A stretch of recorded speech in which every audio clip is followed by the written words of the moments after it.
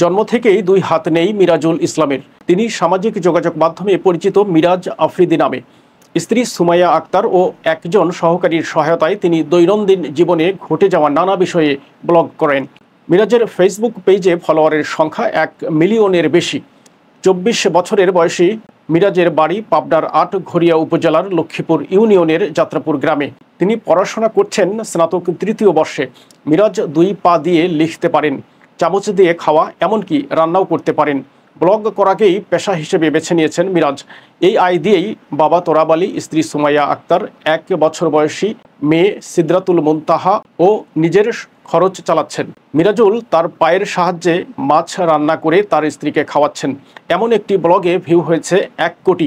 এছাড়া রেস্তোরাঁয় খাওয়ার অভিজ্ঞতা, টাঙ্গুয়ার হাওরে বেড়াতে যাওয়ার বা স্ত্রীকে শাড়ি কিনে দেওয়া, মেয়ের জন্মদিন, বর্ষার পানিতে পা দিয়ে মাছ ধরা, এমন নানান বিষয় নিয়ে ব্লগ করেছেন এই তরুণ। 2019 সাল থেকে ফেসবুকে ব্লগ শুরু করার পর আয় নিয়ে আর ভাবতে হয়নি। তার ফেসবুক পেজটি ভেরিফাইড।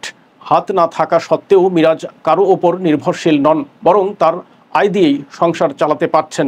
2 হাত না থাকায় ছোটবেলা থেকেই অনেক অবহেলার শিকার হয়েছেন মিরাজ। অনেকে ভিক্ষা করারও পরামর্শ দিত তাকে। তবে পরিবারের সদস্য, বিশেষ করে তার মা, সবসময় পাশে ছিলেন। মা ভালো কাজ করার পরামর্শ দিতেন সবসময়।